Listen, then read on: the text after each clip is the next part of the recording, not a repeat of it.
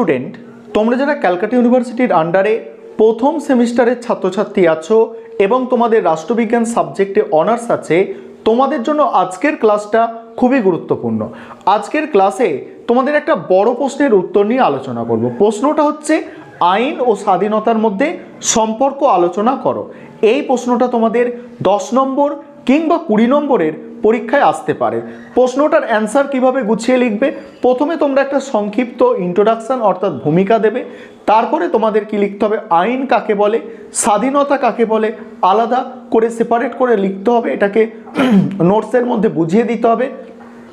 তারপরে যেটা করতে হবে যে অনেকে বলেছেন আইন ও স্বাধীনতার মধ্যে কোনো সম্পর্ক নেই, সেটাকে তুলে ধরতে হবে এবং তারপরে শেষে করতে হবে আইন ও স্বাধীনতার মধ্যে কি সম্পর্ক আছে সেটাকে আলোচনা করতে হবে। তাহলে তোমরা প্রশ্নের উত্তরটা আজকে দেখে নাও যে কিভাবে তোমরা নোটসটাকে গুছিয়ে লিখবে এবং প্রশ্নের উত্তরটা তোমরা সে সঙ্গে বুঝেও নাও।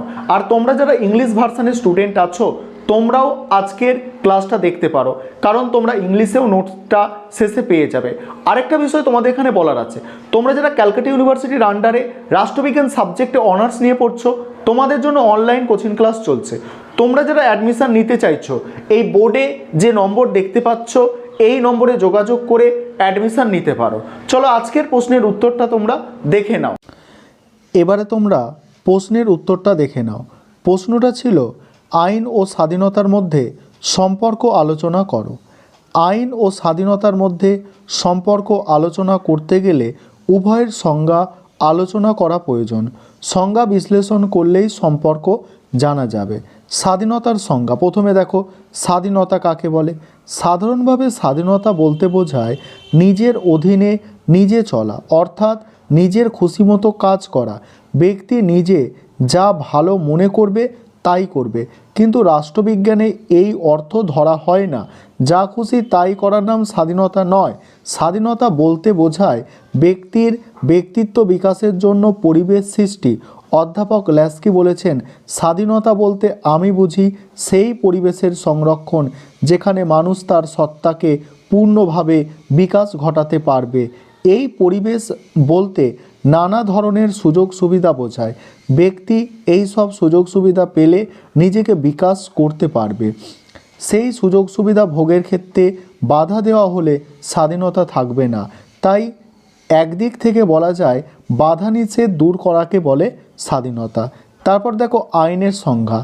আইন বলতে এখানে বোঝায় রাষ্ট্রের আইন। একজন ব্যক্তির আচরণ অন্য ব্যক্তিকে ক্ষতি করতে পারে, তাতে সমাজে অশান্তি দেখা দেবে। তাই মানুষের বাহ্যিক আচরণকে নিয়ন্ত্রণ করা প্রয়োজন।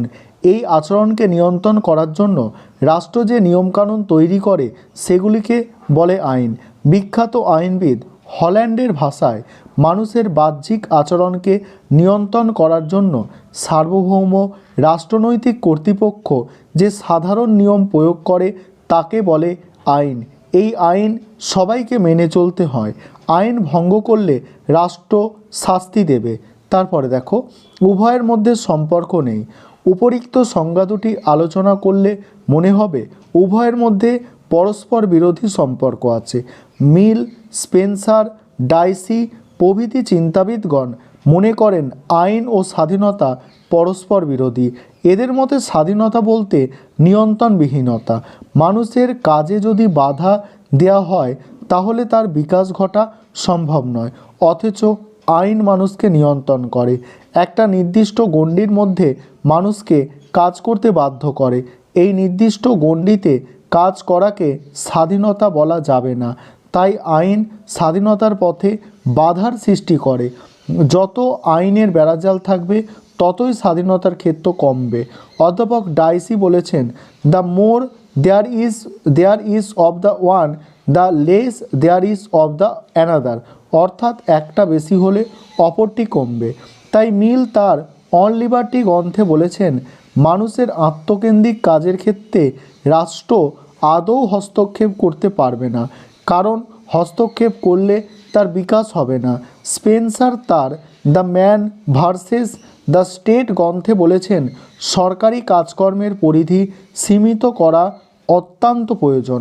এবার দেখো, উভয়ের মধ্যে সম্পর্ক নিবিড়।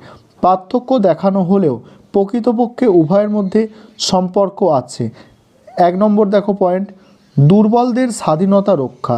এই সম্পর্কের পক্ষে যুক্তিগুলি হলো স্বাধীনতা মানে যা খুশি তাই করা নয়।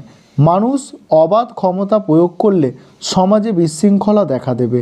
সমাজে যারা শক্তিশালী তারা দুর্বল ব্যক্তির স্বাধীনতা হরণ করবে। মালিক শ্রেণী অর্থ বলে বলীয়ান, তারা শ্রমিক শ্রেণীকে ন্যায্য মজুরি পাওয়ার অধিকার থেকে বঞ্চিত করবে। তাই দুর্বলরা যাতে স্বাধীনতা ভোগ করতে পারে তার জন্য শক্তিমানদের নিয়ন্ত্রণ করা দরকার। আইনের মাধ্যমে নিয়ন্ত্রণ করা যায়, তাই আইন স্বাধীনতার পথ প্রশস্ত করে। তারপর দেখো পরিবেশ সৃষ্টি, পরের পয়েন্ট, স্বাধীনতা বলতে ব্যক্তিত্ব বিকাশের উপযোগী পরিবেশকে বোঝায়। কতগুলি সুযোগ সুবিধা দিয়ে সেই পরিবেশ সৃষ্টি হয়, সেই সুযোগ সুবিধাকে বলে অধিকার।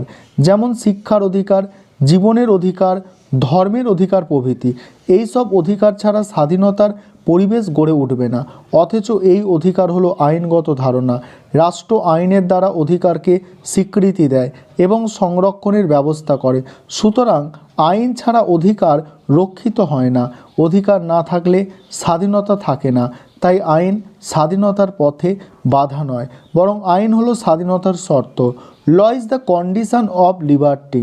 তারপরে পয়েন্ট দেখো, স্বাধীনতা আইন অনুমোদিত। রাষ্ট্র আইন দ্বারা স্বাধীনতা রক্ষা করে, তাই স্বাধীনতা আইন অনুমোদিত। সুতরাং যে স্বাধীনতা আইনের দ্বারা নিয়ন্ত্রিত তা অবাধ হতে পারে না। বার্কার যথার্থই বলেছেন, আইনসঙ্গত স্বাধীনতা আইন অনুমোদিত বলেই তা অবাধ হতে পারে না। আইনের সীমানার বাইরে স্বাধীনতা চলে গেলে তা উচ্ছৃঙ্খলায় পরিণত হবে। উচ্ছৃঙ্খলতাকে কোনো ক্রমেই স্বাধীনতা বলা যায় না। তারপর দেখো, আইন স্বাধীনতা প্রসার ঘটায়। আইন স্বাধীনতাকে সংকুচিত করে না, বরং তার প্রসার ঘটায়। উদাহরণ হিসেবে বলা যায়, শ্রমিকদের ন্যায্য মজুরি ছাড়া জীবন ধারণের জন্য নানা ধরনের সুযোগ সুবিধা তারা পেতে চায়। যত সুযোগ সুবিধা পাবে ততই স্বাধীনতার ক্ষেত্র সম্প্রসারিত হবে। কিন্তু মালিক শ্রেণী তা দিতে চায় না, যতটা কম দেওয়া যায় তার চেষ্টা করে।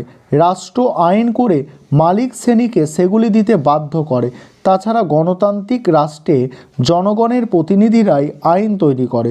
তারা জনগণের স্বাধীনতার বিরোধী আইন তৈরি করতে পারে না, বরং আরও বেশি সুযোগ সুবিধা কীভাবে পায় তার জন্য সচেষ্ট থাকে। সুতরাং আইন ও স্বাধীনতা পরস্পর বিরোধী হতে পারে না। এবার দেখো মূল্যায়ন। মূল্যায়নে কি বলা হচ্ছে, আইন ও স্বাধীনতার মধ্যে নিবিড় সম্পর্ক থাকলেও মার্ক্সবাদীরা অন্য দৃষ্টিভঙ্গিতে এই ধারণাকে পুরোপুরি মেনে নিতে রাজি নন। তাদের মতে যে সমাজে বৈষম্য আছে, যেখানে ধনিক শ্রেণী রাষ্ট্র ক্ষমতা দখল করে নিজেদের স্বার্থে আইন তৈরি করে, রাষ্ট্রযন্ত্র দিয়ে সেই সব আইনকে বলবৎ করে নিজেদের স্বাধীনতা ভোগের পথ প্রশস্ত করে, সেখানে সাধারণ মানুষের অধিকার এবং স্বাধীনতা উপেক্ষিত হয়। তাই পুঁজিবাদী সমাজে আইন ও স্বাধীনতা পরস্পর বিরোধী। একমাত্র শ্রেণীহীন শোষণহীন সমাজে আইনের মধ্যে শোষণহীন সমাজে আইনের মাধ্যমে সকলের স্বাধীনতা সংরক্ষণ করা সম্ভব। এবার তোমরা যারা ইংলিশ ভার্সানের স্টুডেন্ট আছো তোমরা নোটসটা দেখে নাও। তোমরা যারা ইংলিশ ভার্সানের স্টুডেন্ট আছো তোমরা এবারে ইংলিশে নোটসটা দেখে নাও। আমি স্ক্রল করে যাচ্ছি, তোমরা নোটসটা দেখে নাও ইংলিশে সেম নোটস। এবং তোমরা যারা ইংলিশ ভার্সানে অ্যাডমিশান নিতে চাইছো, অর্থাৎ তোমরা বেঙ্গলি এবং ইংলিশে দুটো ভার্সানেই ক্লাস পেয়ে যাবে, অর্থাৎ দুটো ভার্সানেই নোটসটা পেয়ে যাবে। সেক্ষেত্রে কোনো সমস্যা হবে না, কারণ নোটসটা তোমরা ইংলিশ ভার্সানে পাচ্ছ। ক্লাসটা বেঙ্গলিতে হলেও নোটসটা ইংলিশ ভার্সানে পাচ্ছ। তাই তোমরা যারা ইংলিশ ভার্সানের স্টুডেন্ট আছো তোমরাও চাইলে অ্যাডমিশান নিতে পারো। দেখো তোমাদের সম্পূর্ণ নোটসটা ইংলিশে দিয়ে দিলাম, যাতে তোমাদের কোনো রকম সমস্যা না হয়। আর অ্যাডমিশান নিতে পারো। তোমাদের পরীক্ষা তো মার্চ মাসে হবে, পরীক্ষা তাই বেশি বাকি নেই, ভালো করে সকলে পড়ো।